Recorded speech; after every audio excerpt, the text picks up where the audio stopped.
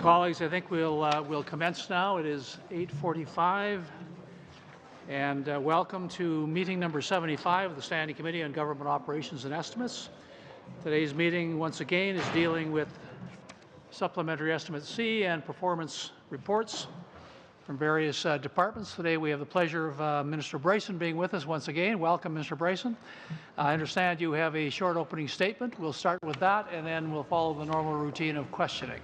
So, Minister, the floor is yours. Thank you, Mr. Chair, and I'm delighted to be here with you today before your committee to discuss the supplementary estimates. I have with me today from the Treasury Board Secretary, Yaprak Baltajulu, the Secretary of the Treasury Board, Brian Pagan, the Assistant Secretary of Expenditure Management Sector, and Marcia Santiago, the Executive Director, and Grace Chanette, the Executive Director in our Financial Management Directorate. Dans ce budget supplémentaire des dépenses, with these supplementary estimates, the government is seeking Parliament's approval of funding to address important matters to Canadians. Humanitarian assistance, border security, climate change, and veterans and their families. Specifically, the government is seeking parliamentary approval for $2.5 billion in additional investments in 47 organizations. 11 grandes initiatives. Included in this amount are 11 major items valued at more than $50 million. 9 horizontal initiatives in which departments are seeking funding approval to work in partnership on shared outcomes. For instance, addressing the crises in Iraq and Syria. Among these requests, I would note $545 million in Treasury Board Vote 30 for the Treasury Board Secretariat to fund adjustments to the terms and conditions of employment to plan for the ratification of collective agreements with the public service. $350 million for Agriculture and Agri-Food Canada for the transfer of 19 federal dams to the Government of Saskatchewan as announced in Budget 2016. $178 million for Employment and Social Development Canada to write off unrecoverable Canada student loans. $174 million for Global Affairs Canada for humanitarian assistance and antimicrobial resistance initiatives. $133 million for Global Affairs Canada and Environment and Climate Change Canada to help developing countries address the impact of climate change. $132 million for Veterans Affairs Canada for programs and services to support veterans and their families, and a combined total of $118 million to Canada Border Services Agency to maintain the integrity of Canada's border operations. Ce budget supplémentaire des dépenses représente. These supplementary estimates represent an increase of 2.8% in voted appropriations over the main estimates tabled in February 2016.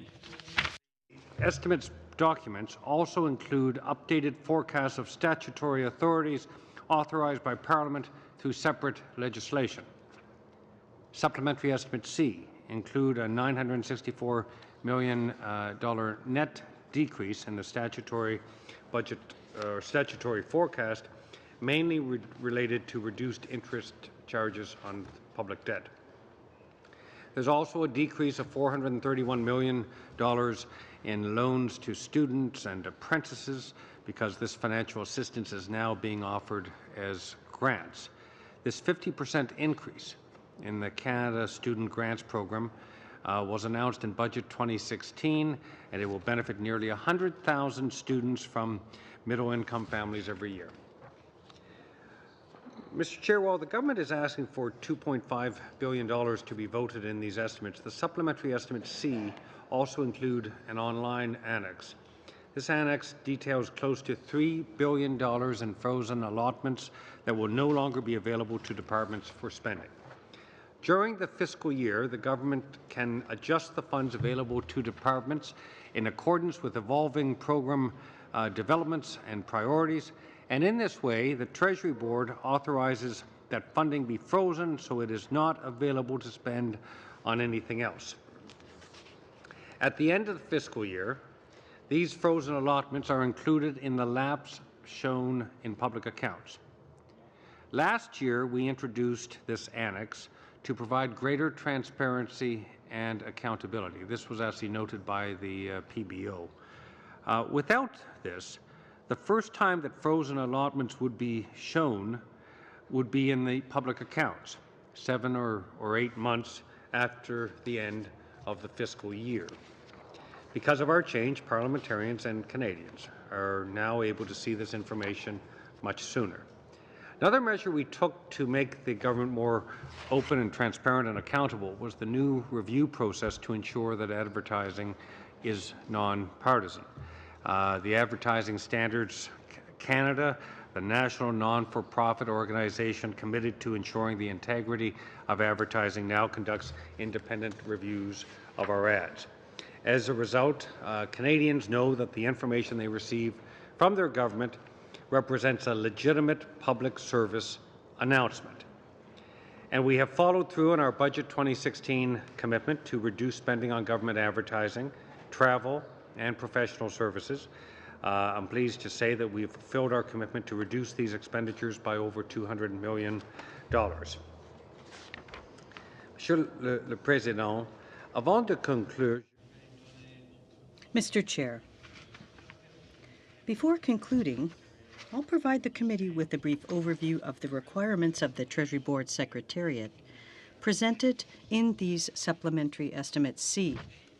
is seeking Parliament's approval to spend an additional $722.7 million. This includes a combined total of $716.8 million in the central votes managed by the Secretariat on behalf of the Government of Canada, of the government for Government of Canada obligations which exist across departments and agencies. Specifically, these obligations relate to terms and conditions of employment, compensation adjustments with respect to collective bargaining, and even things like parental leave as an example of one of these, which while they affect individual departments, but ultimately Treasury Board is engaged in this. As you know, our commitment to respecting the public service and bargaining in good faith with them has yielded agreements with, as of now, over 80% of represented public servants. Mr. Chair, when we were elected, all of the collective bargaining agreements had expired at that time, some of them for 3 or 4 years almost, and we committed to restoring a culture of respect for and within our public service, and part of that was negotiating in good faith, and we are making significant progress. The majority of the funding related to collective agreements in Sub C have been set aside by departments during previous years in which the previous government had been unable to reach agreements. It is now being made available as agreements become ratified. In addition to these central funds, we are seeking $5.9 million in TBS Vote 1 program expenditures for items such as improving access to information, funding the back office transformation initiative, advancing the service agenda, and transferring the Office of Greening Government Operations to Treasury Board Secretariat, which is something we are very excited about. And I want to commend also the Parliamentary Secretary to Treasury Board, Joyce Murray, who's with us today, who has demonstrated tremendous leadership in establishing our Office of Greening Government in Treasury Board. This is going to make a real difference, and we're going to we're targeting a reduction by 40% of greenhouse gas emissions for the Government of Canada. This is a significant commitment, but it's going to make a big difference in terms of our leadership as a government in terms of climate change. Last November, when we set the target of reducing emissions by 40% by 2030, we were serious about that, and that's why we're establishing metrics and we're measuring results that Canadians can actually hold us to account. Putting this centre in the Treasury Board Secretariat is really helpful to driving this across departments and agencies. Monsieur le Président, on arrive à la fin de ma... Mr. Chair, that concludes the presentation of the highlights of the SUPS C.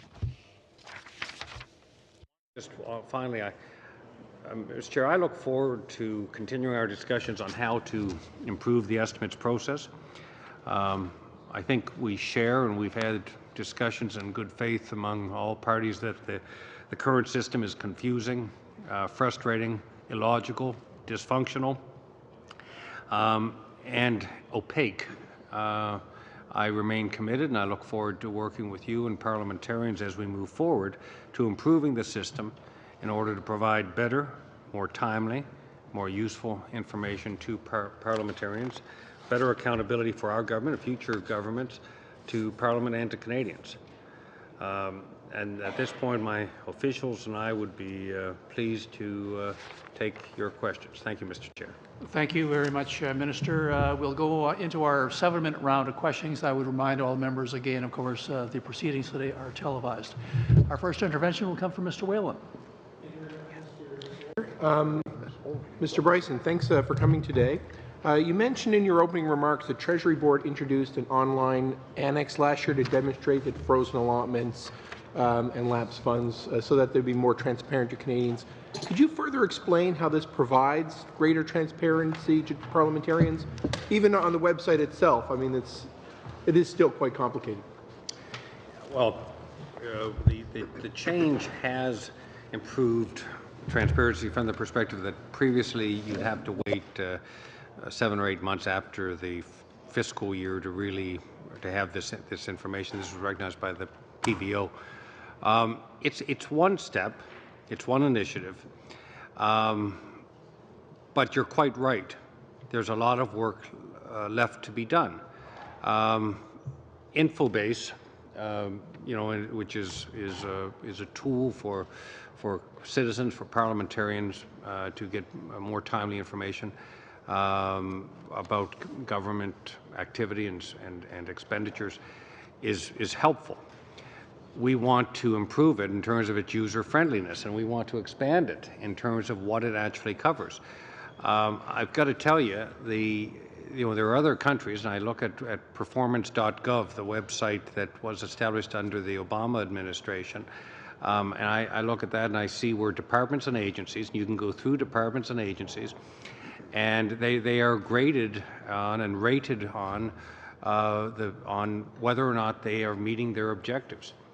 And there's clear objectives for each department and agency, and citizens in the U.S. and legislators can easily hold departments and agencies to account. And what that does is create an alignment between people on the political side, citizenry, and the public service to get it done and to ensure that we meet our objectives. Our results policy, which was launched last July, is something that is already making a difference in terms of departments and agencies defining, first of all, what they do, secondly, why they're doing it, and thirdly, how well they're doing in terms of the results and metrics. We're in the early stages of this, but we want to do a lot more, and this committee can be an important partner as we move forward. And I look forward to returning to as we strengthen this reportage. A number of my constituents wrote me about Jordan's principal funding that was announced last year, and then as a result of the lapsed funding page, they were concerned that the $80 million in lapsed funding or frozen allotments under the Department of what's now Indigenous and Northern Affairs might have been Jordan's principal money, but it's not clear from the page. Is there a move afoot to add a project level or program level descriptions to some of these allotments so Canadians can rest assured that the Jordan's principal money is going to flow forward into next year? One of the things, as you'll recall from our previous appearance, the reportage, not just, more specific reportage based on purpose-based reportage, actually helps significantly in terms of parliamentarians understanding exactly where the money is going. Transport, we've done pilot programs at Transport Canada, which are successful.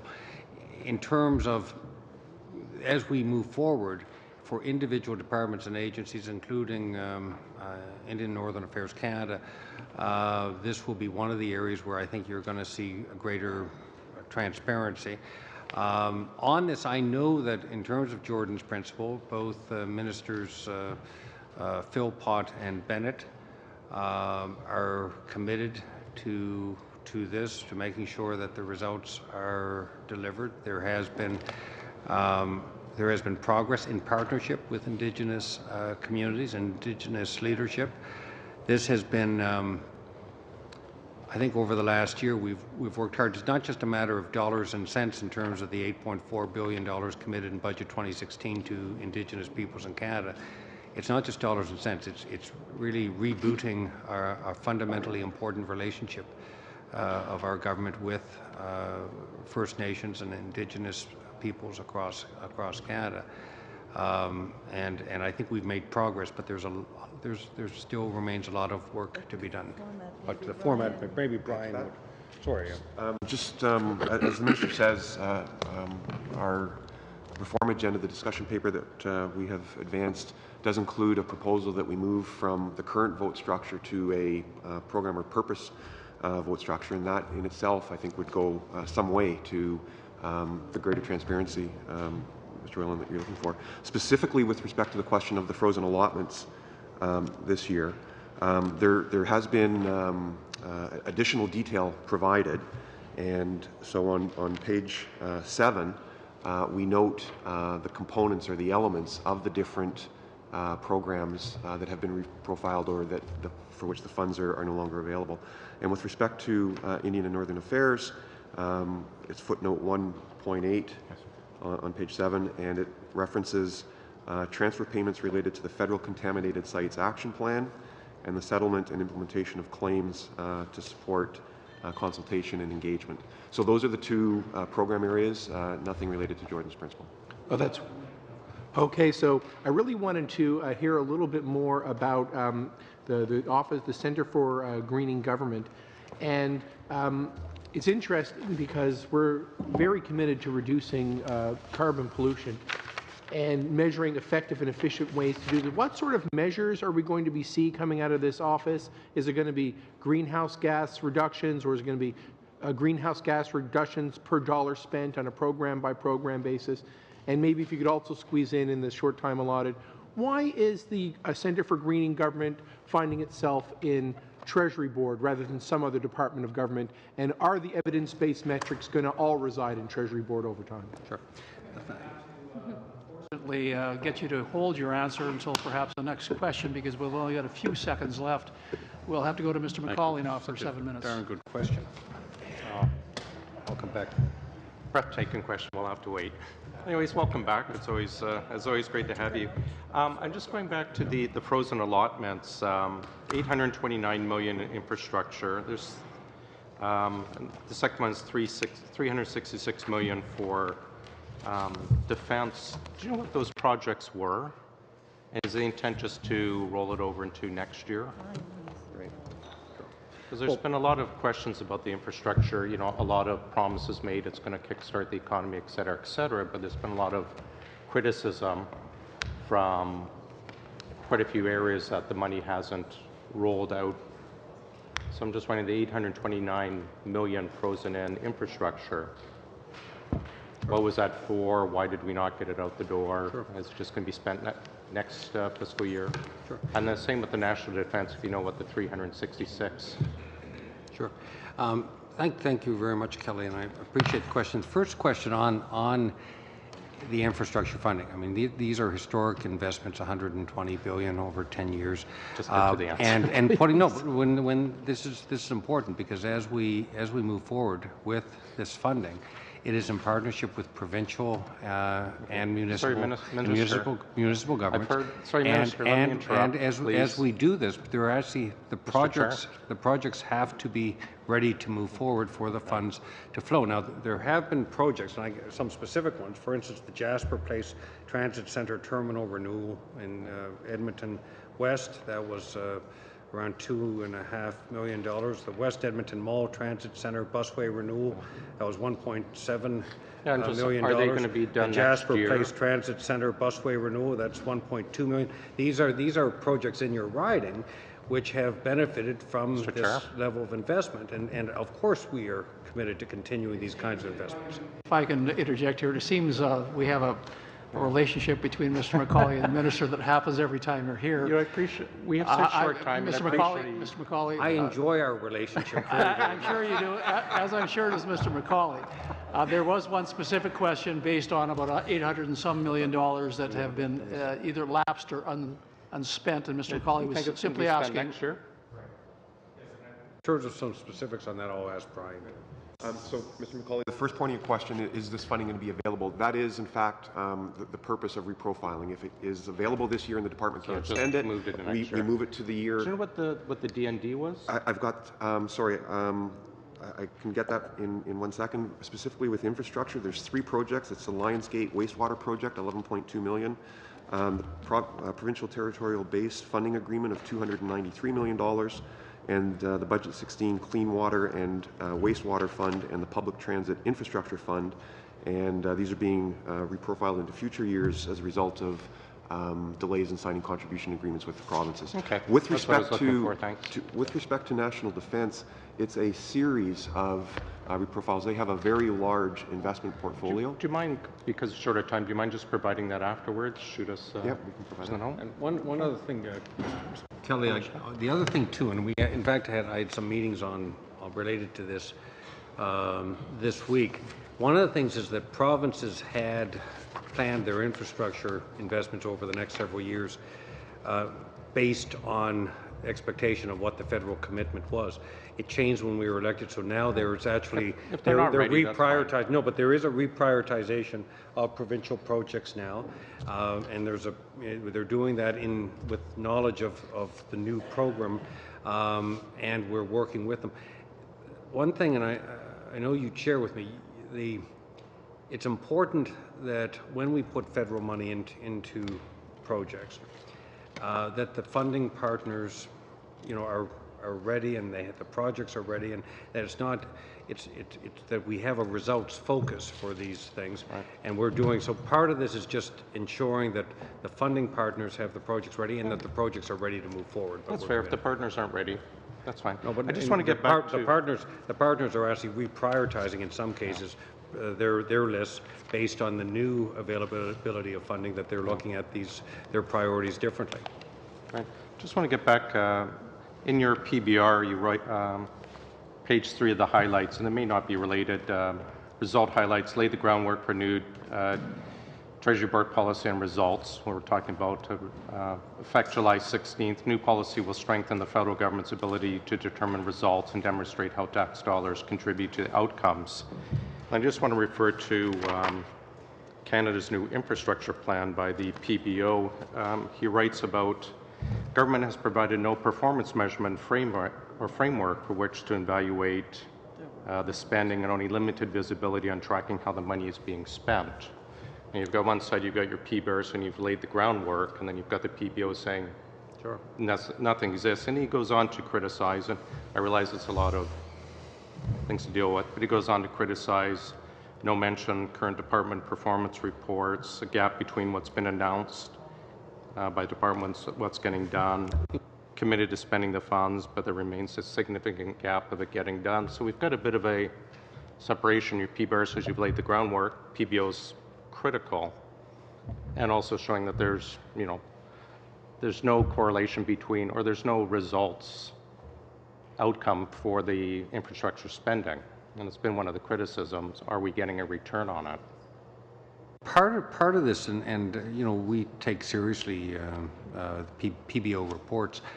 Part of it, the first phase of infrastructure, after we were elected, in partnership with provinces, there's an urgency in terms of working with provinces and funding existing projects.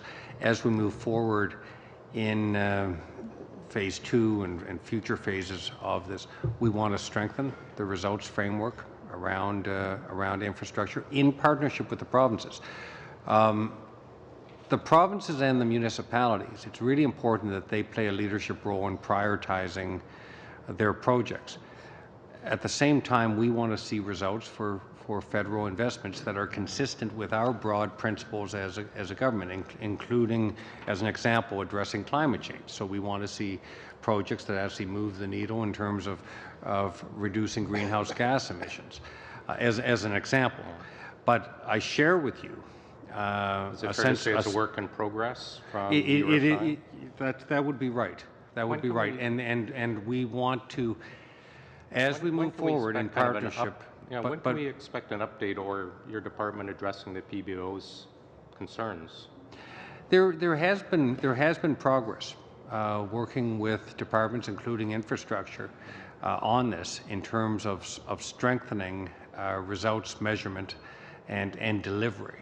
We're also working with other funding partners, other levels of government, subnational governments, the PBO provincial, having a more positive report. We pardon can look me? forward to the PBO having more positive. Hope springs eternal. I hope we know, but I say I'm that. asking that in I say that. seriousness, No. and we want to see, obviously, the money spent well. No, I take it very. I take it very I know you seriously. do. We want to get the most important. time's up. We want to get good value for taxpayers. And accountability for these investments. Thank you very much, and good Mr. results. Minister. So I take it, but the PBO's assessment of the importance of a results and delivery framework for the expenditure of public funds is something we take very seriously. And Once again, thank you, Kelly. the discourse between you two is just fascinating to listen to, but we must move on. See, we always have good discussions, and I enjoy it. It's kind of a perspective thing, Minister. all right. Mr. Blakey, 7 minutes, please.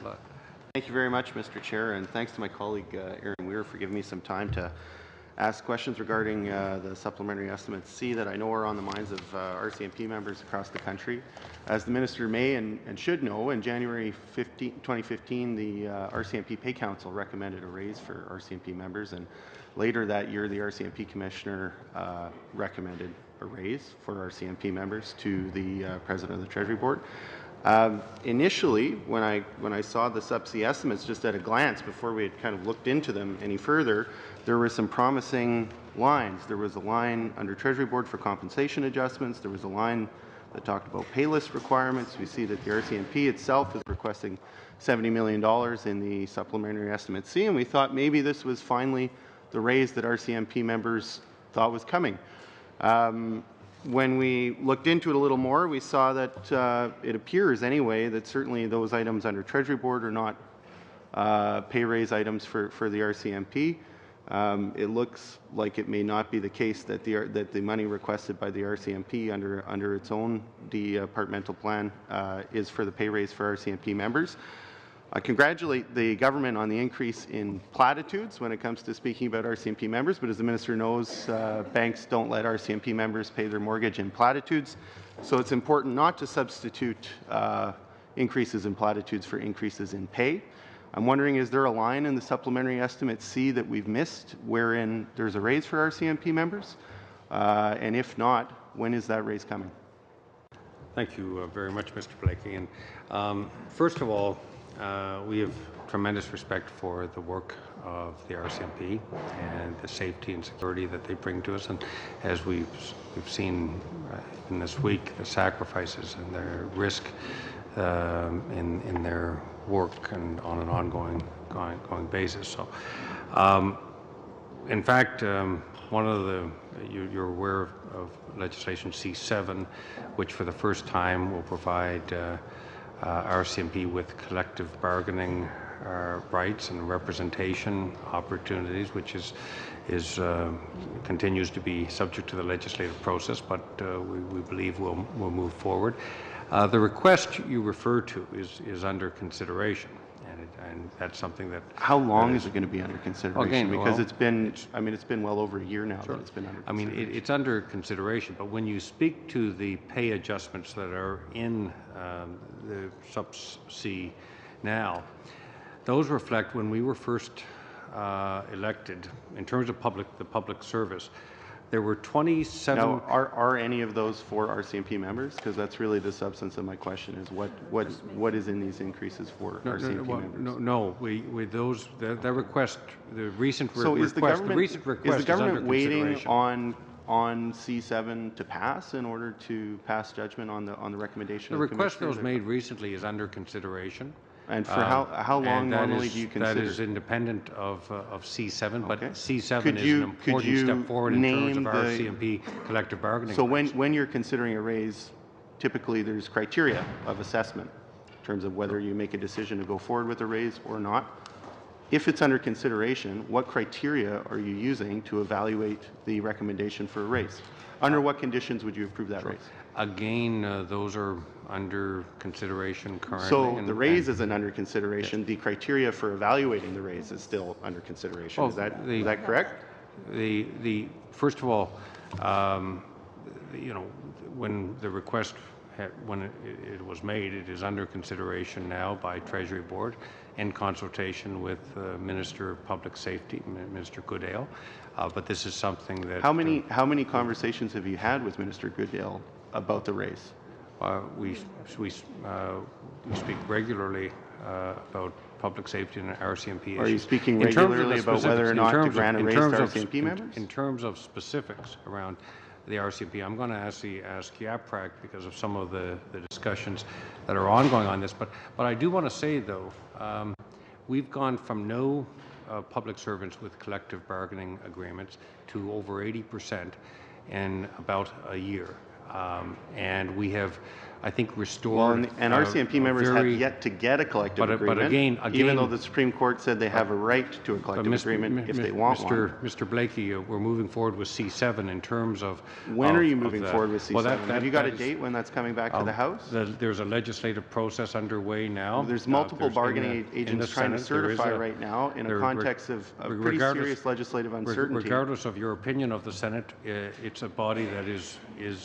I haven't mentioned the other place. I know, but the point is, and this is certainly to their before the credit, in Senate. this case, they did their work. They did it in June.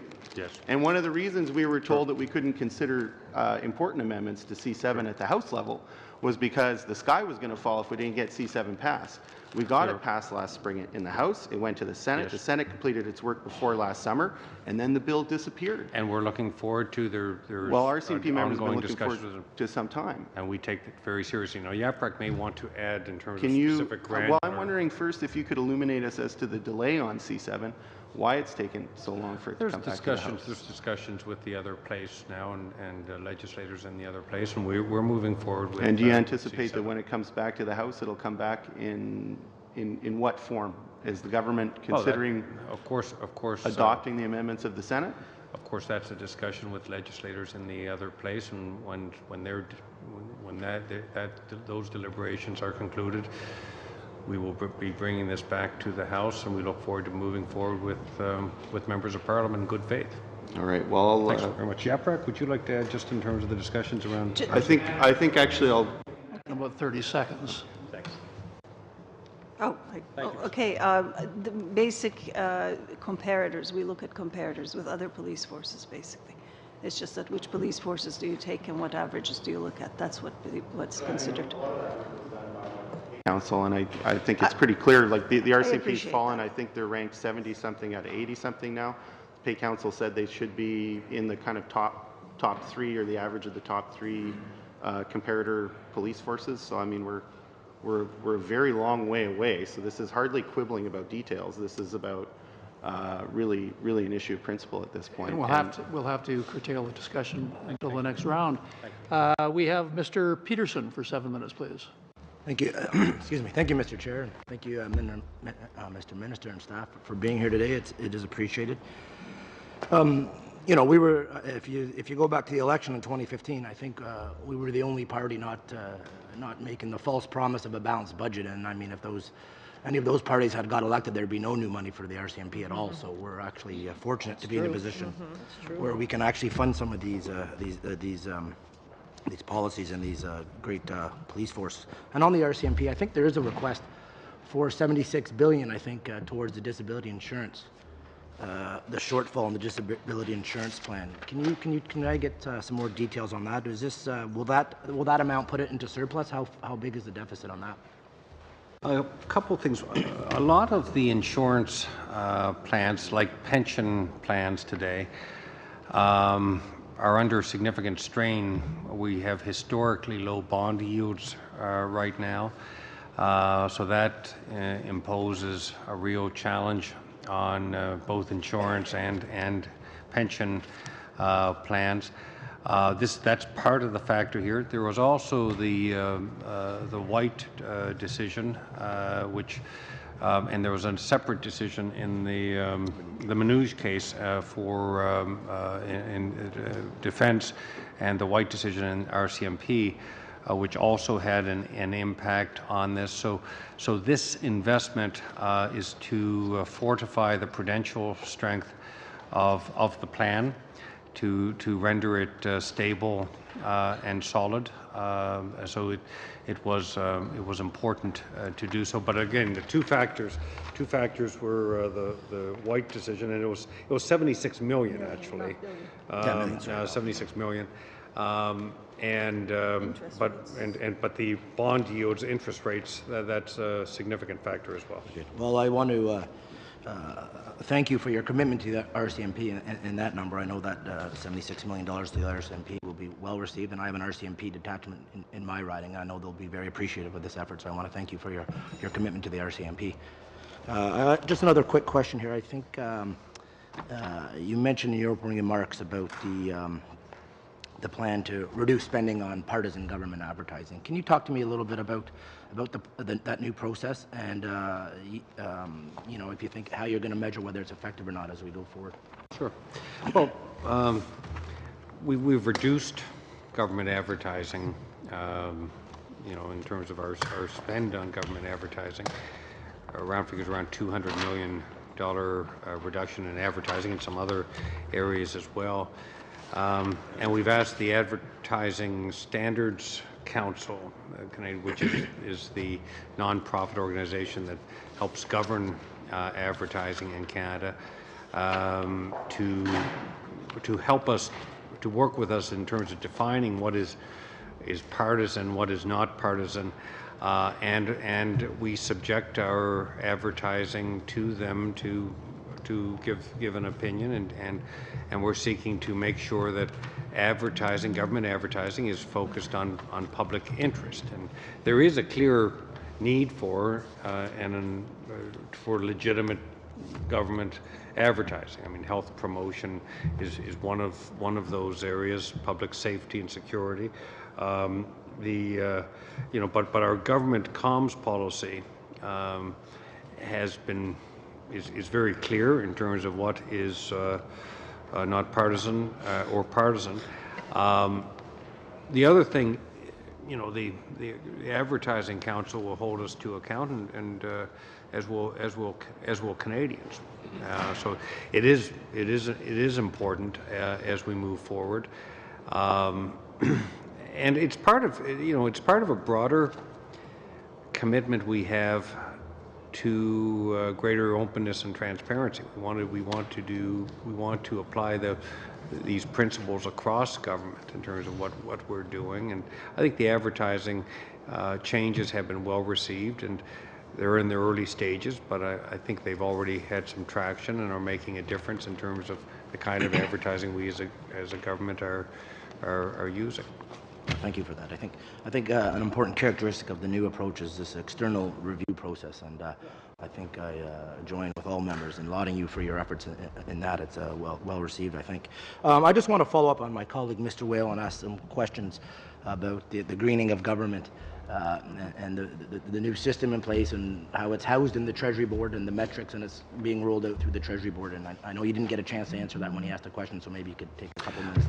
There's been a lot of work on greening government operations in the U.S. And one of the things we learned in our discussions with the U.S. is the officials there recommended to us that it made sense to house this in a central agency. Treasury Board reaches across every department and agency. I mean, whether it's regulatory changes or regulatory policy or expenditure approval. And as such, for instance, Treasury Board submissions, we can look at Treasury Board submissions with a lens on greening of government. Everything that comes in, we can consider from that perspective. So looking at other governments it made sense for it to be in. And when I was at Public Works, now Public Service and Procurement Canada, in Paul Martin's government, we established an Office of Greening Government Operations at that time. It made a difference because, you know, Public Works or Public Service and Procurement Canada plays a really important role and will continue to in terms of procurement. When government procurement is very significant, and when governments buy green, they help build green or markets for green products, which ultimately help commoditize those products, and the prices go down so that a broader market, you know, and citizens and consumers can benefit from a lot of that. Plus, you create green jobs. When governments, we have about I think it's about 7 million square meters of office space, Government of Canada. Half of it, I believe, is leased, half of it is owned. You know, a lot of those buildings aren't exactly energy efficient or examples of avant-garde energy efficiency. But when we green those buildings, we can actually not just cut greenhouse gas emissions, but we can cut the costs, the heating and cooling costs. And there's actually some really interesting, you know, a lot other governments in other places, and including the Government of Canada. We're looking at Department of National Defence has done great work in this in Canada, where you can actually pay for the if you finance the costs of the renovations, you can actually pay for those costs through the delta between the energy costs before and the energy costs after. Just one last point on greening government operations. Do you know the U.S. government that made, in some ways, the most significant progress in recent years in terms of greening government operations was that of George W. Bush in the DND. And the reason they were doing it was on the basis of operational efficacy of defense and in terms of strengthening their missions and the ability to do more with less energy requirement. So, I mean, this is a nonpartisan issue. This should be something we all embrace. Mr. McCauley, 5 minutes, please. Why we should go with the F-35. There's one engine, it's more energy efficient.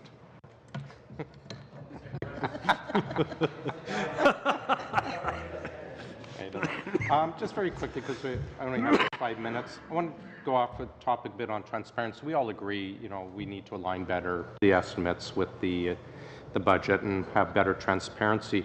We'd like to know if we can provide the SUPs in an Excel, if your office can provide the SUPs in an Excel format to make for the entire SUP, so make it easier to compare, work with, etc. It's a suggestion. You can say no, or you can say yes, we can later. Marcia? Right now, all of the technical annexes are provided in an Excel format on our website. But if you're looking for the actual items and the explanations of requirements of individual departments, that's certainly something that we can look into doing. Great, thanks. So I understand it's infrastructure has done it. Is it possible as well, in that same vein, if we can get a breakdown then of, you know, what's going into the SUPs? For example, you know, I'm looking at the SUPs. Every single department's got horizontal line, 3 million advertising, 20 million advertising, this and this. If we can actually get the breakdowns, because obviously those numbers come from something. They're not just made up out of the blue. So we can actually get a breakdown of everything. And again, that's something that infrastructure is provided for our colleagues in the Senate. It'd certainly go a long way to answering questions and making things a lot more transparent for us. All right. Well, Mr. McCauley, again, as you know, we look forward to working with the committee for a conversation and ideas about how we can make the documents more coherent, more accessible online, and the written document more transparent. And your suggestion of additional detail by item is certainly something that we're interested in. As you know, the documents as they're tabled now will have a line with some descriptive elements to it. We believe that this may be more useful if it's presented by program purpose, and that's certainly worth something worth looking at. And the minister has also mentioned Infobase and our interest in attaching real results indicators and real measurement of performance against those indicators. Will you be able to provide example? Again, I go through the advertising. There's, I think, 100 million in the SUPs, breakdown by department, because again, these numbers aren't just pulled out of the blue. There's justification by department Can you not just simply provide that? Doesn't have to be in the it's a separate form? Yeah, Going forward? we could look into providing that as an additional online annex. Wonderful. Thanks very much. Just a couple of quick questions. You mean Kelly, on that as well. Purpose-based reportage is a step in that direction. This is going forward, and I would share with you the importance of that. The other thing is we had in our new communications policy last spring, one of the things we were doing in terms of information we were providing to people through access to information is providing it in more user-friendly formats as well, which is slightly separate from this, but it's important to provide in Excel spreadsheets that are shareable and more usable. Okay. Just two quick questions. We're down to 2 minutes. In the subs, there's an $18 million write-off for a loan to the government of Cuba. What was that loan originally made for? Do you know why we wrote it off? You can provide information later if it's not top of mind. Mr. McCauley, the loan was made to the government of Cuba in 1975 to support development purposes. They made regular payments up until 1986, at which point there was about $1.8 million outstanding principal on the loan.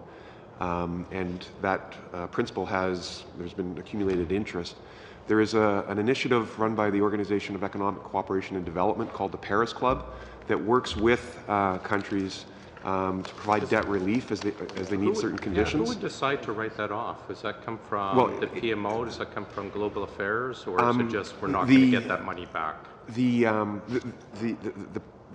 process is essentially governed horizontally by this Paris Club. There are a number of donors, the UK, Australia, etc. And if they meet the conditions, if they are making progress in terms of transparency, so it's not even our government deciding that. Right. We contribute to that. We are very active in the Paris Club. It's wonderful to have you again. Monsieur Ayub, 5 minutes, s'il vous plaît. He answered that. Thanks, Mr. Pagan. Merci, Monsieur le Président. Well, thank you very much, Mr. Chairman.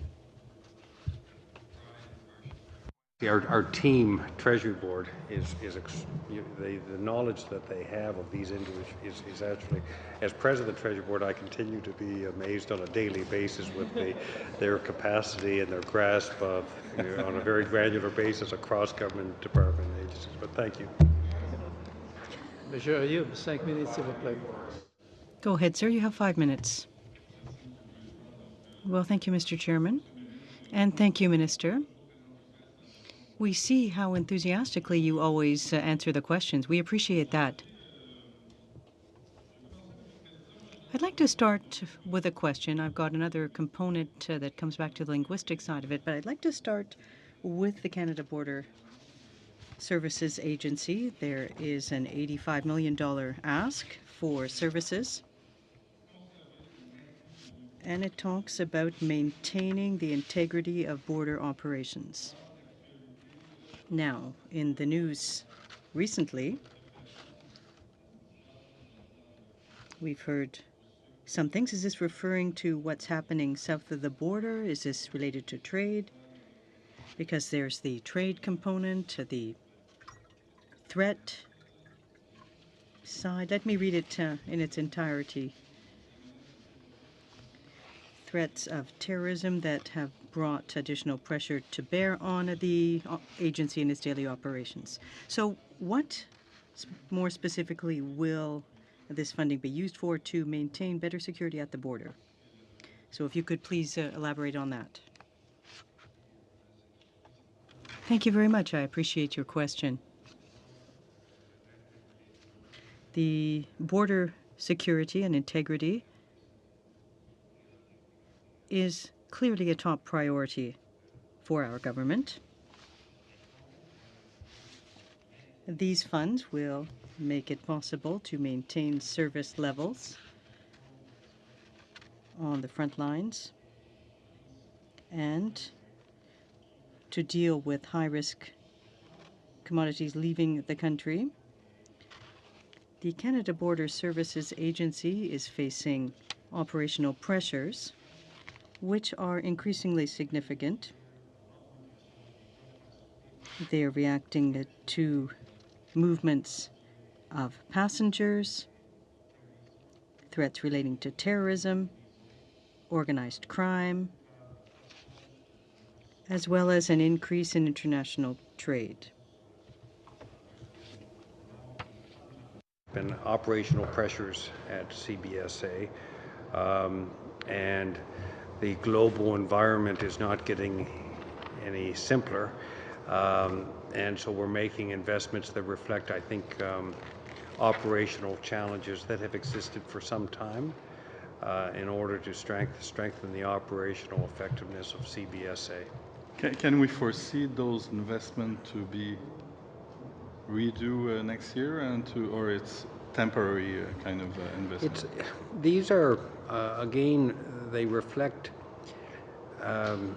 not something that's developed overnight. They reflect what, there's been growing needs within CBSA operationally, and these help address those. In the environment of les menaces internationales vont continuer de... These international threats of terrorism will continue to develop, and we need to be prepared to counter them. So it's difficult to predict exactly where we need to invest that in the future. But we need to continue assessing the situation. We need to ensure that we do indeed have the resources we need to protect the integrity of our borders. Well, thank you, Minister. I've got about a minute left, so I'd like to quickly move on to something else. It'll have to be quick. But with respect to official languages, in your report, under Priority 5, it talks about future staff, and this is an important issue. It's difficult to ensure that bilingual services are offered where required and necessary.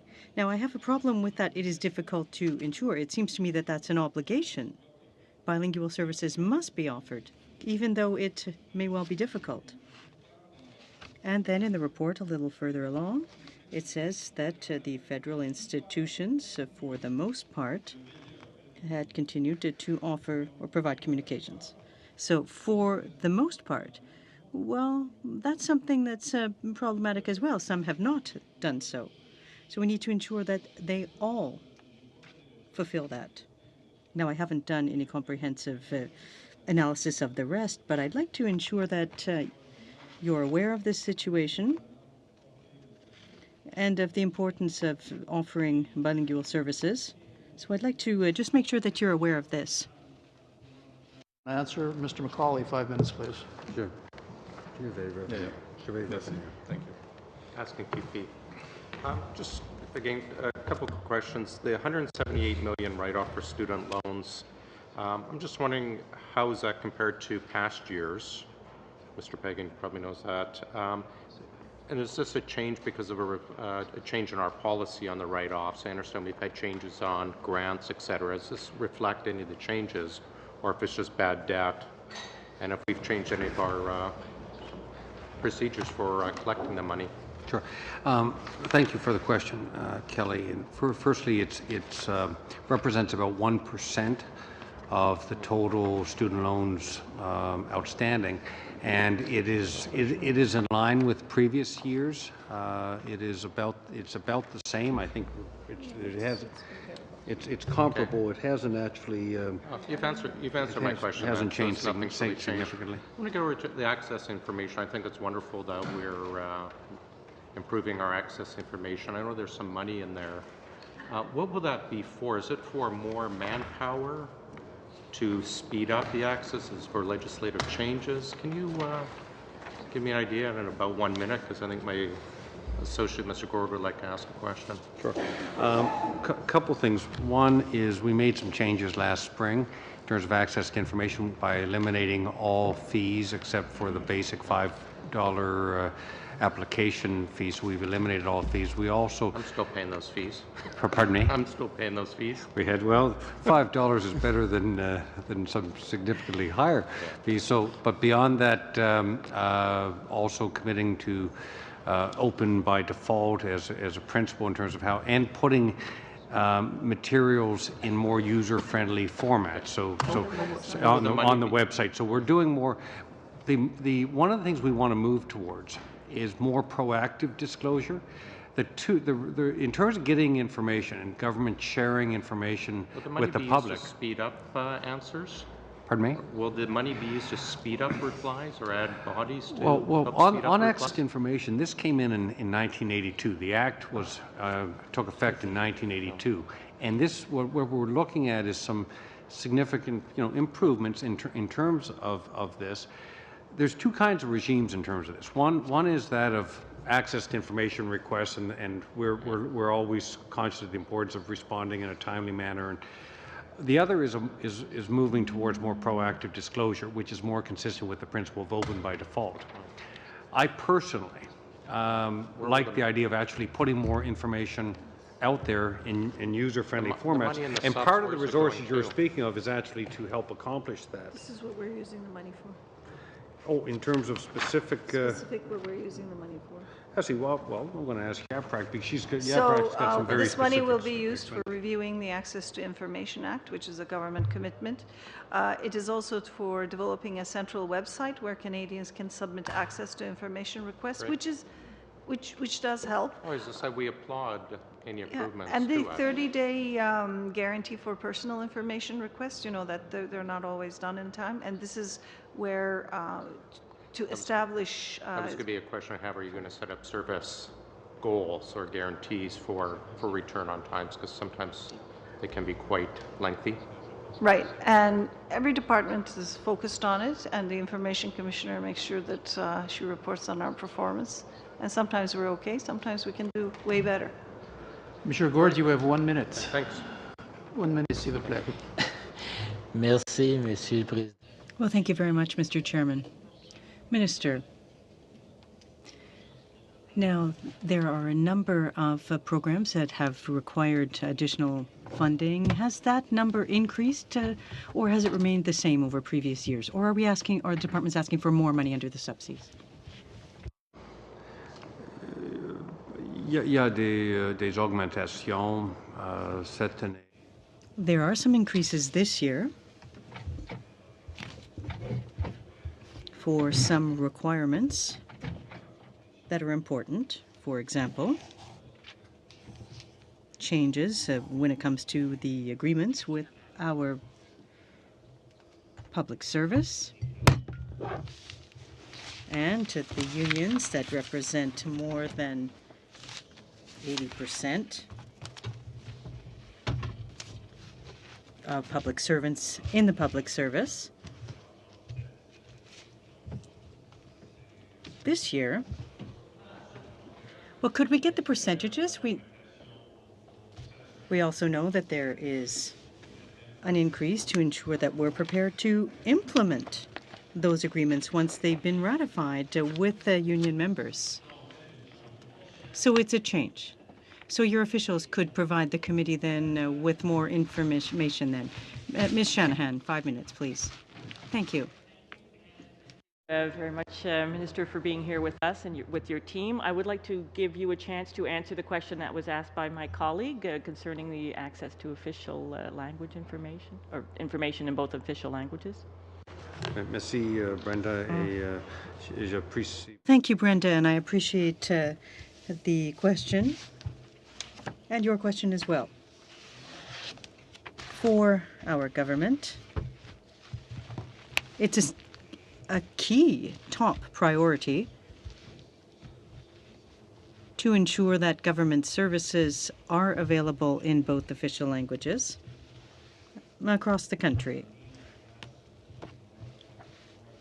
We put in place a moratorium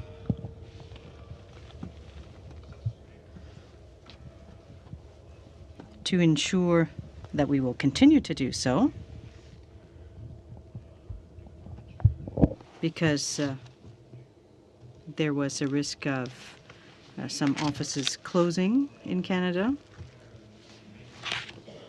We're also going to be doing a review to consider changes to regulations. We're working closely with Senator Tardif, Senator Gagné,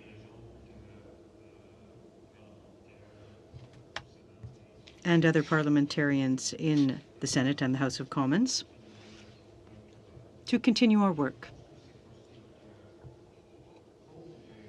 And I think it's important to protect government services in both official languages and in some cases to increase these services and the use of technology. Some current technology wasn't available in the past, and as a result, we need to consider the creative and innovative approaches to improve services in both official languages across the country. And we will continue to do so.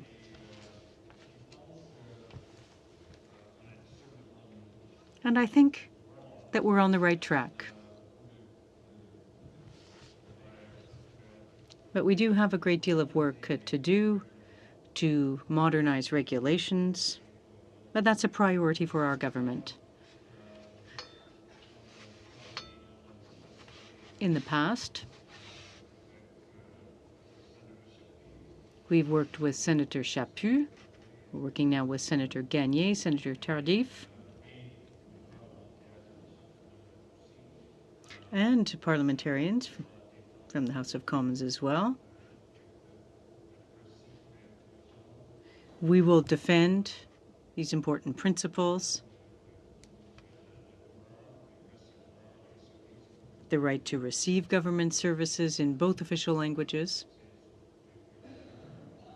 and will continue to do so.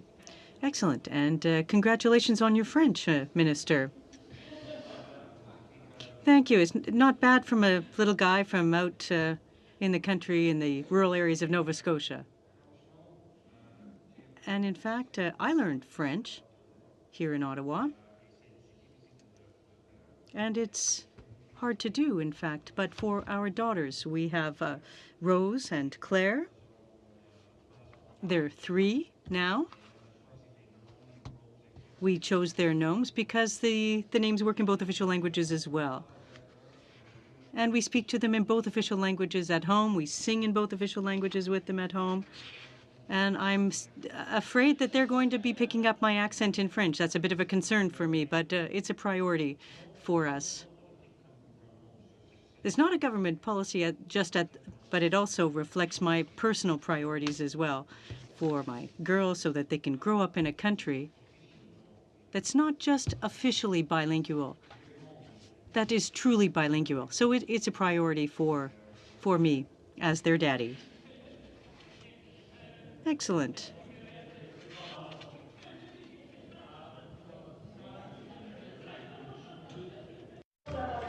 Merci. Thank you, Minister Bryson. The supplementary estimates include $3.8 million that the Privy Council office spent on engagement and communication about electoral reform. Given that your government has abandoned its oft-repeated promise to make 2015 the last federal election conducted under first-past-the-post, would you consider that $3.8 million to be money well spent? Consider it money already spent, and I would consider it, I don't think consultation and engagement is never a waste. In fact, when you may learn through that there's not a consensus, and it's difficult to see exactly well, the overwhelming majority of respondents favored a proportional voting system, and yet your government decided not to move forward with that. The reality is that these consultations did not render a consensus, and you and I may differ on yeah, we that. may That's have fair. But I would disagree on that. Another item in Mr. Weir, to your original point, I want to be very clear. We do not regret as a government consulting Canadians on this, and we will never regret, Well, except you as a ignored the government, results of consulting that Canadians consultation. on any issue. We may not always come to a conclusion with a clear path forward, but it will not be for lack of consultation and engagement. We believe that that is essential, and on this and many other files. Another item in the supplementary estimates is a transfer of $350 million along with 19 federal dams to the government of Saskatchewan. Yes. The government of Saskatchewan is running a huge deficit. It's desperate for cash. It's selling off assets. I'm wondering what kind of assurances the government of Canada has that the government of Saskatchewan will actually use that money to maintain the dams and that it will not privatize or sell off any of those assets that are now being transferred. Yeah, this has been a discussion between the federal government and provincial government of Saskatchewan for some time. I mean, this is Yaprak, who's been around. I think she's been around longer than Ralph Goodale, for goodness sakes. No, I don't know about that. Sorry, but she's been around a long time. But it's just joking. So, but Yaprak's been here a long time, and she's just said forever. But these discussions have gone on for forever. What this represents is a resolution of an issue that I think is good for the citizens of Saskatchewan, and I believe is good for the citizens of Canada, and I think and is a there are again this discussion, and Yaprak may want to add to this because she has more institutional memory of the specific file, but I believe that this is actually something that has been a shared or has been a discussion, and the resolution of which reflects a shared responsibility and good governance. Yaprak may want to add to this. Unfortunately, Minister, we just won't have enough time, but if you want to provide additional information through the committee and in written form, we would appreciate that. Thank you. Thank you once again, Minister, for your appearance and the appearance of your officials here today. We will suspend for a couple of moments, colleagues, and we'll await our next witnesses to approach the table. Thank you very much. I'm a little bit, in terms of, I want to thank my officials. These are fantastic officials who work hard every day, and I'm kind of like the show horse. They're the workhorses, and they know their stuff, and they do great work. Once again, the show horse analogy is a bit of a perspective thank you question. very much. Appreciate that. Thank you very much. All the best. Okay. Although and I compare you with the workhorse.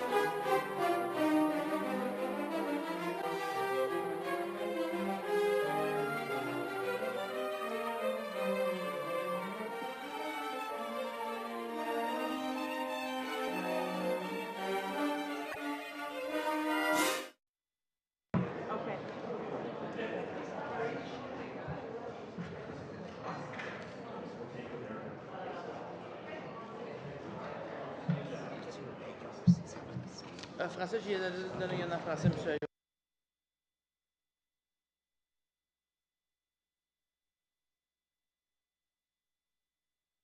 Thank you, colleagues. Colleagues, just before we ask Madame Lemay for her opening statement, we need about 5 minutes at the conclusion of this intervention to deal with the votes on the SUPs.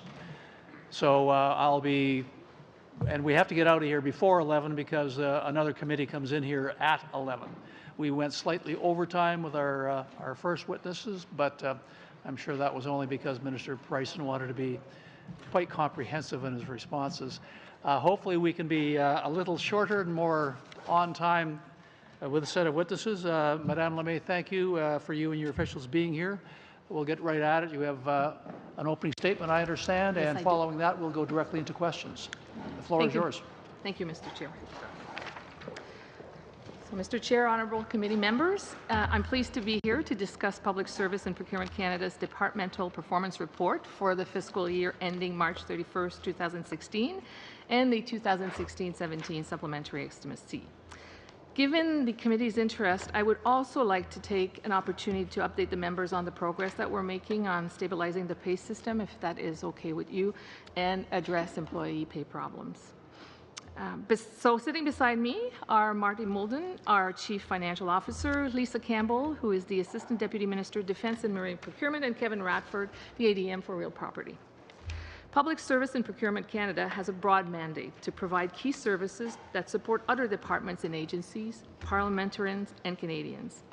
À titre de gestionnaire des biens immobiliers du gouvernement, as the government's real property manager, purchasing expert, linguistic authority, and pay and pension administrator, PSPC supports and facilitates the operations of departments and agencies. This is in keeping with the overarching goal set out in the Minister's mandate letter, to ensure that the services provided in her portfolio are delivered efficiently and in a way that makes citizens feel respected and valued. While many think our department think of it in terms of procurement or pay, the department's role in government operations reaches far beyond that. For example, through the Receiver General function, it manages over $2.2 trillion in cash flow of federal money in and out of the Consolidated Revenue Fund. It provides pension services to more than 850,000 members of Canada's military, RCMP, and public service. 9 million payments a year, including Old Age Security, Canada Pension Plan, child benefit payments, and EI payments. It manages about $18 billion worth of procurement on behalf of departments, of which over 1/3 goes to small and medium businesses. It manages Crown-owned real estate portfolio with an estimated value of $7 billion, and it produces the public accounts of Canada, including the audited financial statement of the Government of Canada. En ce qui concerne le rapport ministériel sur le rendement, with regard to the departmental performance report in 2015-2016, the department made progress in numerous areas. For example, we significantly advanced the modernization of the Parliamentary Precinct, the Wellington Building rehabilitation completed and work advanced on the West Block and the Government Conference Centre, and the new Visitor Welcome Centre. These projects were and continue to be on time, on scope, and on budget. The department continued to invest through the Build in Canada Innovation Program, which matches business with innovative products and services with the needs of federal departments. Since last April, contracts valued at over $20 million have been awarded to 42 companies. Approximately 80% of companies in the program commercialize their innovations within 1 year of their contracts ending.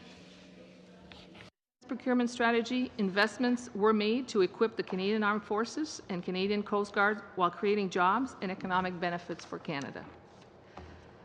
The department completed the land acquisition for the new St. Lawrence Corridor Bridge project and entered into contractual project agreement. And last year, the promised review, as you well know, of Canada Post has been completed. The government is currently preparing its response to the report prepared by this committee, the way forward for Canada Post. Now let me take a moment on Phoenix. Since Minister Foote was here last year before this committee on November 29th, our priority has been to move towards prompt processing and short waiting times to get us to steady state. Pour y parvenir, nous avons mis à exécution. Now, to do this, we executed a three-part plan to increase capacity, efficiency, and transparency. Steady state means that 95% of transactions are processed within 20 working days, which is our established service standard for most transactions. First, we noted that to increase this capacity, we needed to work on the backlog and the queue. We are prioritizing specific areas to allow us to reach a steady state, one transaction category at a time. In working with the unions, we identified parental leave and a disability leave as the first two priority areas. And we set targets to reach steady state for parental leave by the end of March and for disability leave by the end of April. We are on track to meet these targets. In fact, new requests for maternity or parental leave will be processed within 20 days of receipt at the pay center, 95% of the time, as of now. The vast majority of parental leave transactions in the pay center that are outside of our service standard have been addressed, and employees will start receiving their top-up payments on March 22nd. We will shift our focus to other categories. We're starting to process more transactions than we receive. This is a key milestone. It means that both waiting times and overall numbers of the pay requests awaiting processing will start to decrease. The second element of our plan is efficiency. So we're implementing technical enhancement to decrease processing times. For example, we recently introduced a new enhancement to automate calculations for past actings. Requests for acting pay that are entered into the system at the start time of the acting period by departments have been automated since the implementation of Phoenix, but now we've automated the past acting required very lengthy manual calculation. So this new enhancement will decrease the time needed to process these transactions. And right now, there's close to 100,000 of those transactions awaiting pay processing at the pay center. They represent about 30% of our current workload. Alors, pour assurer la gestion efficace de cet énorme volume. So to ensure we effectively manage this large volume of work, they will be processed in a controlled and focused manner between now and June, and the plan is for employees to start receiving payments on March 22nd. The third part of our plan is increased transparency to ensure that employees have useful information. We are now posting monthly dashboards which spell out how we're doing against our service standards and estimated wait times.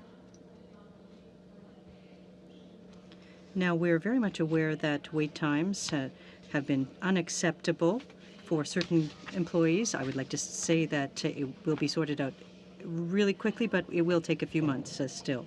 In the interim, we are providing special attention or focusing special attention on student pay to make sure that last year's issues aren't repeated. We want to be able to provide timely and accurate pay to students joining the public service when the required documents are sent by their department to the pay center at least 10 days before they start. Over 440,000 tax slips for 2016. And for the 300,000 employees, we recognize that tax preparation can be confusing, especially given the pay issues. That's why we've equipped our call center to make sure that we could have additional help to guide employees who have questions. They can contact the call center, we can connect them with specialized support or directly with Canada Revenue Agencies. On l'a dit à plusieurs reprises, tous les employés méritent d'être rémunérés. As we've said many times before, every employee deserves to be paid, and I know that it has created an intolerable situation for many. We constantly remind employees that emergency salary advances and priority payments are available for anyone facing financial hardship, so there's no reason for any employee to be without pay. On Supplementary Estimate C, we're turning to the department's budget. An additional $105.6 million is being requested, primarily for federal real property management. And taking transfers from other departments into account, the net amount is $99.9 million. At the federal contaminated sites, such as the Alaska Highway in northern British Columbia and the former Sunball garbage dump in Quebec. $19.3 million to reduce risk associated with the rehabilitation of the Esquimalt graving dock, and $18.7 million to account for the fluctuation in expenses related to real property management, and finally $18.2 million to modernize the heating infrastructure of federal buildings in the national capital. Alors, Monsieur le Président, nous comptons plus de... So, Mr. Chair, we have more than 12,000 employees located in every part of Canada who all share the collective goal of demonstrating integrity, efficiency, and transparency, and who care deeply about delivering high-quality services to our client departments and Canadians. Thank you for your attention, Mr. Chair and members of the committee. My colleagues and I will be pleased to answer your questions. And because we will have another committee who requires this room starting at 11, I believe we only will have enough time for one full 7-minute round of questions. Following that, we will go into the votes on the sub-estimates that we've just examined. Monsieur Drouin, I believe you're up for 7 minutes, please. Thank you, Mr. Chair, et merci aux témoins d'être ici. And I'd like to thank the witnesses for being here this morning. I know it's not the first time. I thank you for being available to appear before the committee. For acquiring new jets, and I know it's been subject to criticism from the opposition. And help me understand. So from 2006 to 2015, Canada has not procured any jets. Is that correct? I will turn over to Lisa because you have been around for those, just to confirm. But maybe if you want, I can. Is this just that question? Yeah. Have we procured any jets? We have not. We have been supplementing the existing fleet. So Canada has been dealing with an aging fleet, and that's why the government is committed to replacing it with an open, transparent, competitive process, and also looking at a potential interim acquisition. Okay. And I recall in 2011, the government of the day had given us a price tag on the F-35, and then oops, it suddenly ballooned. And I'm trying to, and now there's a capability gap that we need to fulfill. We have to sole source 18 new Super Hornets. And the opposition is criticizing us because we're sole sourcing, but they want us to sole source an F-35. I don't understand that logic. I'm not going to ask you to comment on that, but explain to me what the difference is. In July 2010, they had launched a so-called procurement process, and now the difference between this new procurement process. Can you explain that to me? I'll say a few words on the current process, and it might be important to note that we have quite a bit of information on our website too. We've been trying to be as transparent as we can with the Canadian public on this, and you will see that we are actually doing two procurement processes concurrently, one for the full replacement of the fleet and one for the interim replacement. So in terms of the difference, maybe again, Lisa, if you want to touch on the difference, that would be helpful. Merci pour la question. So I would invite you to go and visit our webpage, as the deputy said. This work started last summer with consultations by our department, the Department of National Defence, the Department of Innovation, Science and Economic Development Canada, going to see some of the main manufacturers of fighter aircraft to do some early industry engagement. As a result of that work, last November we announced, as the deputy said, two procurement process. One is work is starting now on a full competition, a full competitive process for permanent replacement of the fleet, and then also exploring the interim acquisition through foreign military sales of some Super Hornet Boeing aircraft to supplement the existing aging fleet. And so in that full procurement process, obviously bidders will be able to bid on that potential RFP. So if Lockheed Martin decides to move forward on a potential build, they'll be invited, and then if us sole sourcing to Boeing, that's not going to impede their ability to participate in the new procurement process? Thank you for the question, Mr. Chair. Fighter aircraft and their component goods are heavily controlled. As I'm sure all of you know, they're heavily controlled goods. Purchasing them requires collaboration with governments and also with private industry. We are making sure in our competitive process that actions that Canada is involved in now, whether it's participation in the F-35 Joint Strike Fighter MOU for industrial benefits to Canadians, or interim purchases of other types of aircraft to supplement the existing fleet, that we still create a level playing field for the future for the competitive process. Our desire in all of this is to encourage everyone who has something to offer to compete so that we can get best value for Canada. And is the 18 new Super Hornets that we want to acquire, will they be subject to the ITB policy as well, or? Thank you for the question, Mr. Chair. We are exploring a potential acquisition using the Foreign Military Sales Program, which means that we are buying via the U.S. government. We are also looking to suppliers, Boeing principally, but also others, to negotiate a side agreement for industrial benefits for Canadian industry. So yes, with every one of our procurement processes, we look to maximize economic benefits to Canada, applying the industrial technological benefits policy. That's great. And the new procurement process to replace the existing fleet, that will be subject to the industrial benefit policy? Very much so. These are wonderful opportunities to maximize opportunities for Canadian industry. We have a very strong aerospace industry, and these are important opportunities for them not only to participate in this procurement, but also to export globally their talent and capacities. So we work closely with industry, consult with them, find out where the areas of strength are to make sure that we maximize each procurement for the benefit of Canadian industry. And what are some of the lessons learned based on some of the challenges that you've experienced over perhaps the past 10, 20, 30 years in jet procurement of, and I'm not going to ask, that dates back, I wasn't born over, but what are some of the challenges that PSPC has applied and learned, and how are you applying this to the new procurement process? Thank you for the question. Just on that, I've been in this job for 2 years.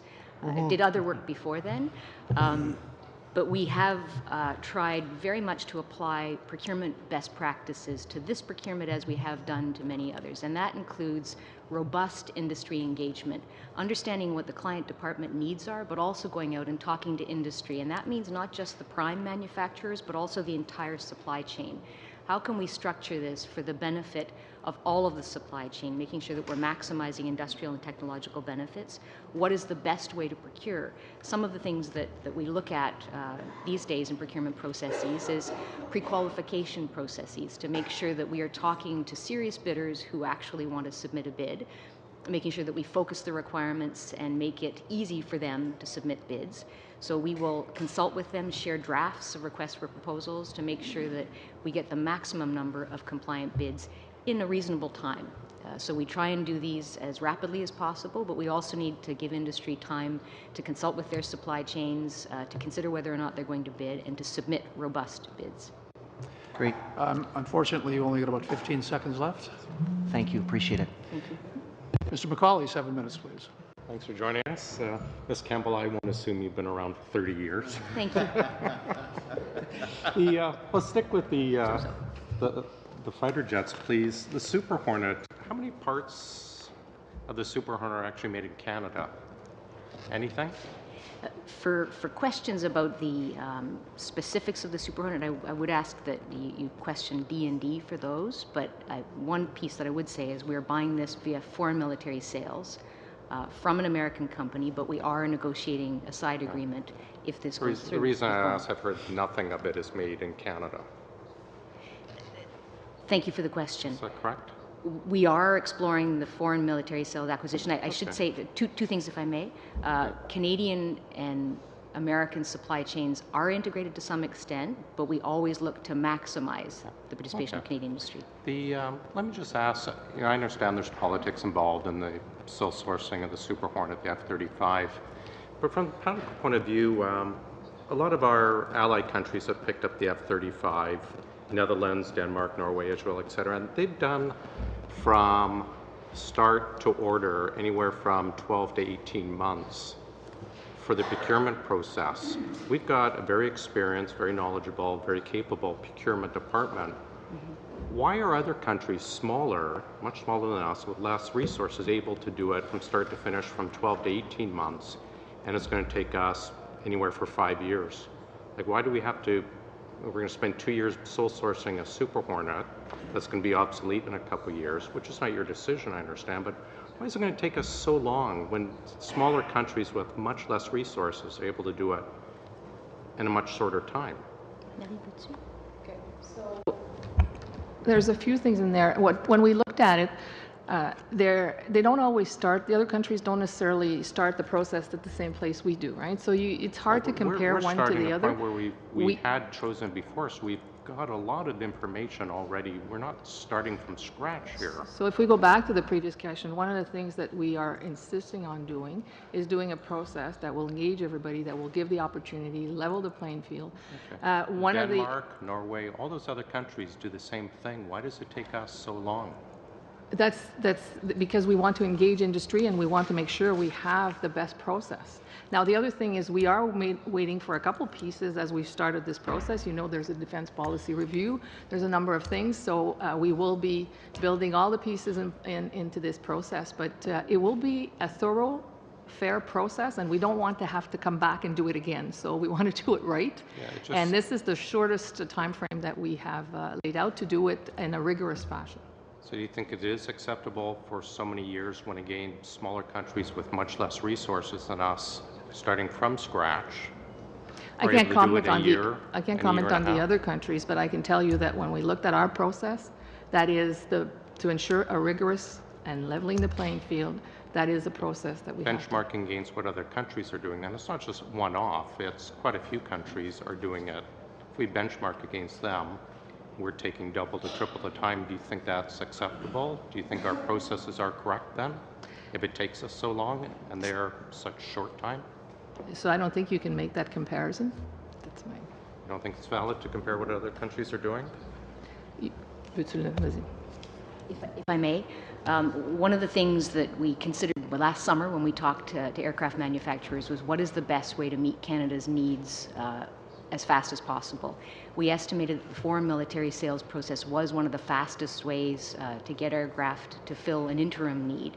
We are going to apply the industrial technological benefits policy to that procurement, to that process, to maximize industrial benefits. To the question about why does it take some time, we are going to be posting updates on our process so that you can see the steps that we're going through. One of them is consulting with industry, making sure that they have the chance to submit robust bids.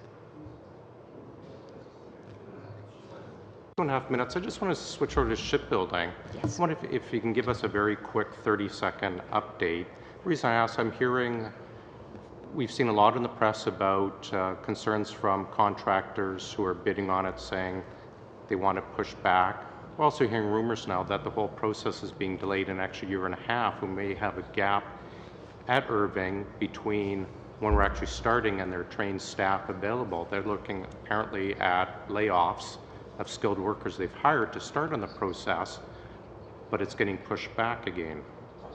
Can you just Thank you very much. And let me know what's going on with that? Thank you very much. And I just precision. So you're speaking about the Canadian Surface Combatant process? More specific, yes. At Irving, yes. Yeah. Shipbuilding is marked by boom and bust cycles. You're quite right. We focus on that very closely to make sure that it doesn't happen to the extent possible. But this seems to be one that we've inflicted upon Irving. Well, actually, the streamlined procurement process that we've employed in the Canadian Surface Combatant project is designed to do just that, to shorten the potential gap that was identified by up to 2 years, we hope. We launched the procurement process with Irving, and it was supposed to close in April. We got several requests for extension of varying lengths. We looked at them very closely. We looked at the rationale. Again, we're trying to maximize the number of compliant bids. There are 12 pre-qualified bidders, and we extended it to June 22nd, just because we do want to make sure that industry has the time that they need to submit compliant bids. Are you worried that these delays are going to have an effect on our labor force at Irving? Again, where we've hired them, we've trained them, and all of a sudden they have to wait a year before they can get started because of our own self-inflicted delays. They're looking at layoffs or losing skilled, trained people. So we didn't actually change the outside time. We crunched other portions of our work, and we haven't changed the outside time for completing the evaluation of the bids. It's an aggressive timeline, but we're working closely with our prime contractor, Irving Shipbuilding, to make sure that we benefit from this revised strategy and don't incur a gap. I realize it's difficult to explain a $40 billion project within 2 minutes, so thank you. Thank you, sir. Mr. Weir, 7 minutes, please. Thank you. I'd like to return to the topic of national security exceptions in public procurement that we discussed last time Ms. Campbell appeared before this committee. Towards the end of that meeting, shared services officials suggested that they had invoked only 2 national security exemptions in the past year. I would point out that those were omnibus exceptions that covered something like 1,000 purchases. A question I'd asked at that meeting was how many times had the Department of Public Services and Procurement rejected applications for national security exceptions.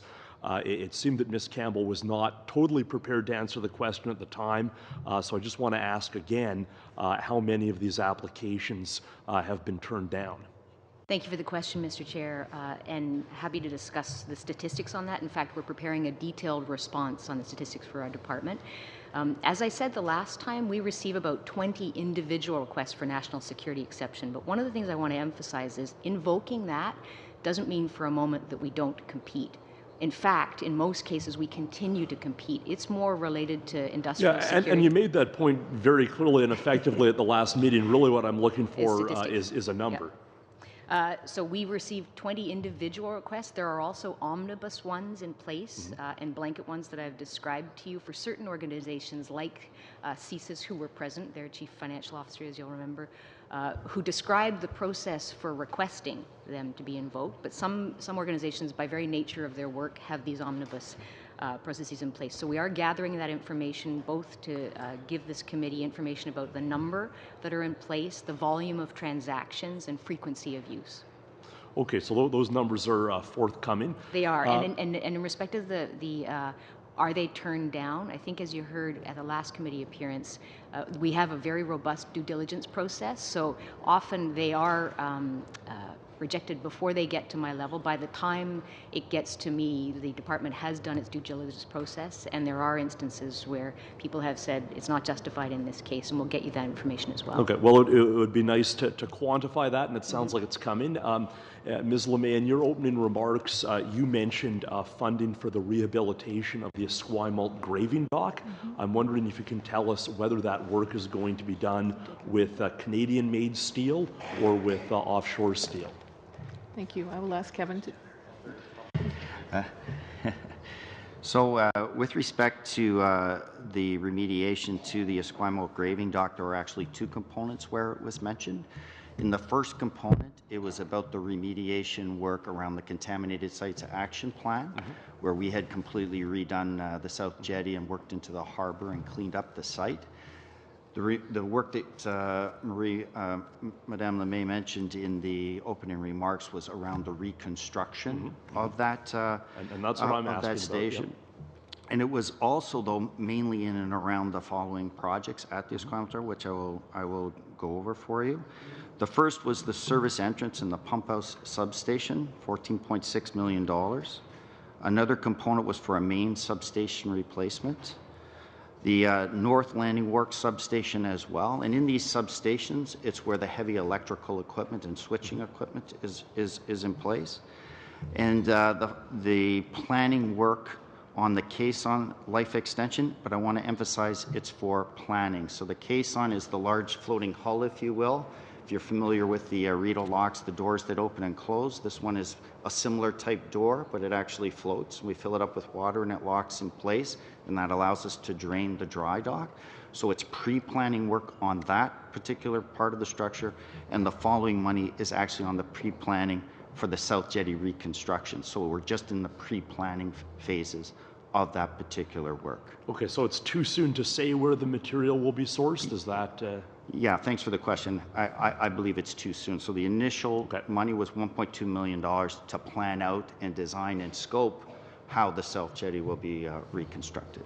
Okay, so in making this plan, will you look to source Canadian steel? Yeah, from a procurement perspective, we will work very closely with our colleagues in acquisitions and in procurement, and we will look at those as it moves forward from conceptual to pre-planning to planning to execution. Okay.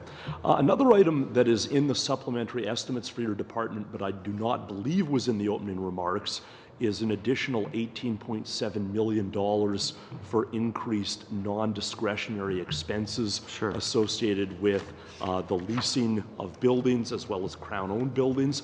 I'm wondering what that cost reflects, and does it arise from these leaseback deals whereby your department is selling off buildings and then leasing them back from the private sector?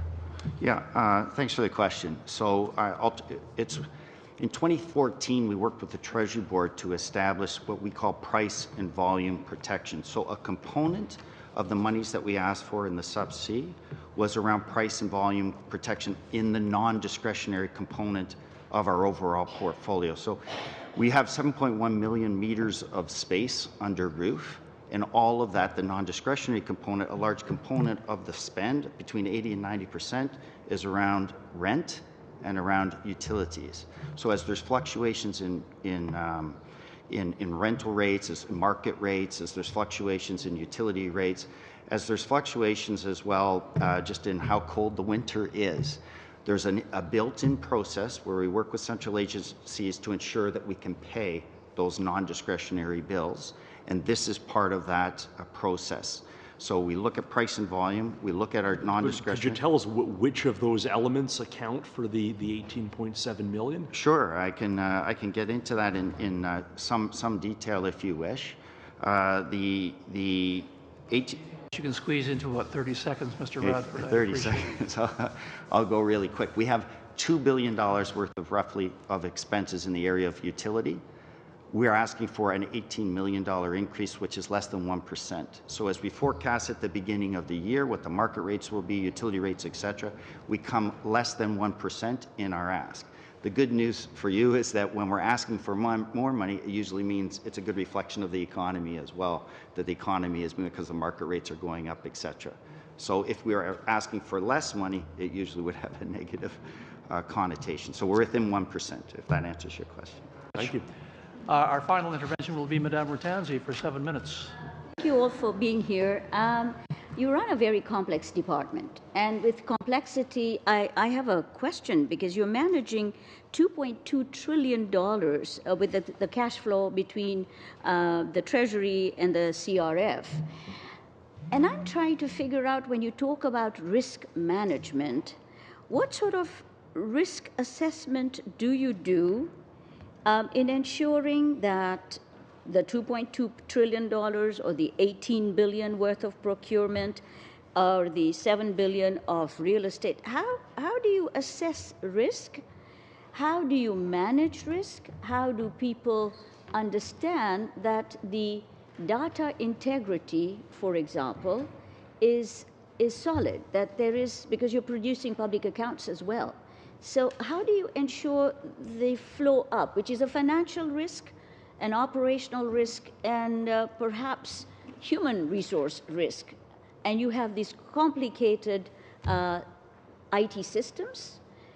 And therefore, when people think it's political, you guys are not political. You have to do your work. And as doing your work, how do you ensure that everything is balanced? The jets, for example, when you purchase, the risk assessment is done, IT risk assessment. So if you can give me some idea of how you do it. So thank you for that question. There's actually a number of level of risk determination and exercise, I would say, because at every level, risk assessment is done and is different, and then it's, I'll say, escalated to come to the corporate risks, which is what you find at the end of the day in the DPRs and the RPPs. So that's the high level risk. But for each project, there's a process to do it. We look at it at even like the Director General level, at the ADM level. The corporate risk, I have to say, one of the things that we've been talking about and looking at is adding a component in our process to maybe even start by the management, the executive committee table, to start setting kind of the frame of the risk, and then bringing it down and bringing it back up. So we're on an ongoing basis perfecting our approach to risks, I would say. It is very much right now bottoms up and tested as it gets up. We're in the process of adding the layer at the same time of the top down and bottom up to make sure we capture all of it, because as you pointed out, we are a huge organization with a lot of money, and we want to make sure that we have the best risk approach thing. I don't know if Marty, our CFO, would want to add something to the... Sure, and in addition to Madame Lemay's remarks, one of the other aspects is sort of that combination between governance of risk and management of risk. So where we get into, you raised a couple of really good points. We're responsible for the public accounts of Canada. So, our track record has been 0 errors with the public accounts, and that takes a tremendous amount of control over governance and management to ensure that all of the public accounts arrive with that accuracy of data and information. $2.2 trillion worth of payments is just one aspect under the Receiver General. So in the Receiver General hat, for an instance, there would be the entire cascading of control and management that the deputy just spoke to. And in every other program, we would have that similar environment. A few years ago, just 2 or 3 years ago, we introduced a modified financial management framework. And what we were basically seeking there was a greater integration between the management accountabilities and responsibilities for control and administration, and my hat, the controllership and stewardship responsibilities. A greater integration so that it wasn't just about compliance, it was much more about shared responsibility to control, govern, and manage. So if I look at the insurance industry, they would look at the age, the nationality, not the culture, the tradition, whatever, and say, here is the risk associated with a nation who will be diabetic or have a heart attack, etc. You must be doing a lot of permutations and combinations, and it must be very complex. So my question to Ms. Campbell is, when a jet is being purchased or when Army procurement is done, what sort of risk assessments do you do? Thank you for the question, Mr. Chair. In our procurement processes, we actually employ a risk matrix to assign files based on complexity, based on the volume of money, based on what's being purchased. As I think I've said before to this committee, our department focuses on complex procurement, which is the lion's share of the money, but actually a small number of contracts. So the people who are trained in doing this focus on the very difficult procurements. For procurements over a certain monetary value, we also have an interdepartmental governance that looks at them for the procurement strategy, for robust industry engagement, for maximizing industrial benefits to Canada. So there's a lot of governance and oversight. There's also robust industry engagement, which helps us. If a client department comes up with requirements and specifications, we validate those with industry. We make sure that the market can offer solutions. We also look for other solutions that might meet the need. And then we come up with a procurement strategy and solicitation process. We are looking with industry at how to better share risks. What we don't want to do is have the government pay for risks that will never materialize. So we're in continuous discussion with industry to make sure that we're balancing risks appropriately.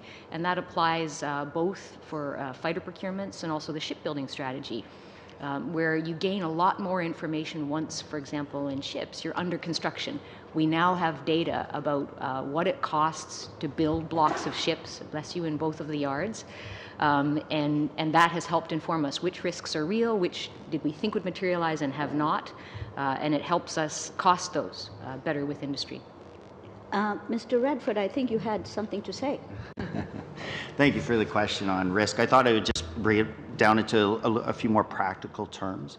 We follow the Treasury Board guidance on project management and risks assessments. So we actually do an organizational assessment of ourselves, and Marty in the CFO role actually leads that across Lisa's branch, our real property business, our pay and pension business, etc. So we have a robust governance in and around that.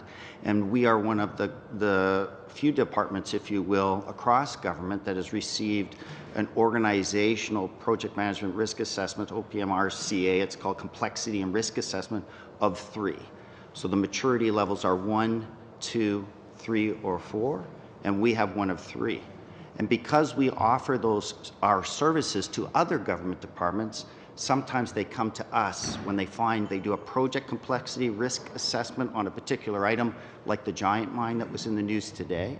So INAC would work closely with us to come in and do the stabilization effort of the giant mine and the remediation effort, because we're known to departments to manage risk really well. So there's an internal governance around that, around our investment planning, etc. We could get into a long discussion. I probably have 5 seconds, but I just wanted to give some assurance that we manage in accordance with the Treasury Board policy how we manage risk within our department, and we do it quite well. Thank you very much.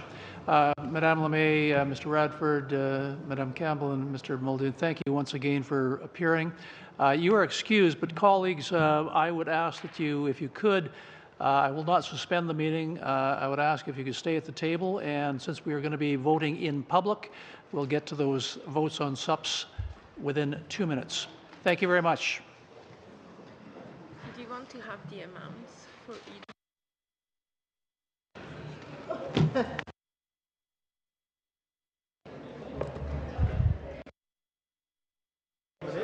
You've got too many questions.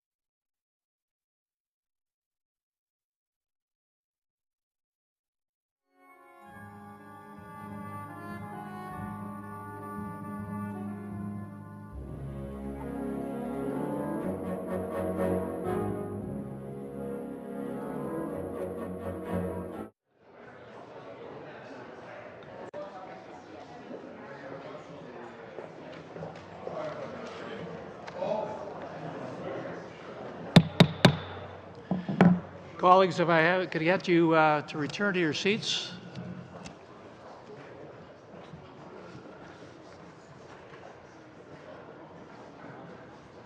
Page 2 of the briefing. Thank you, colleagues. Colleagues, we've got a number of votes on the sub-Cs. We can do it one of two ways. We can either deal with all of the sub-Cs in one vote if we have unanimous consent from the committee, or we can go individually. There would be 9 separate votes. So I'm not going to have a debate on it. I'll just put a question forward and we'll see where that takes us. Do I have the unanimous consent of the committee to call all of the votes of the supplementary estimate C together? Carried. Thank you very much. Shall vote 1C and 5C under Department of Public Works and Government Services, vote 1C under Privy Council Office, votes 1C and 5C under Shared Services Canada, and votes 1C, 15C, 20C, and 30C under Treasury Board Secretariat carry. All in favor? Opposed? Carried. Seeing that it has been carried, then, shall the chair report the votes on the supplementary estimates C to the House? Carried. Thank you, colleagues. We're adjourned.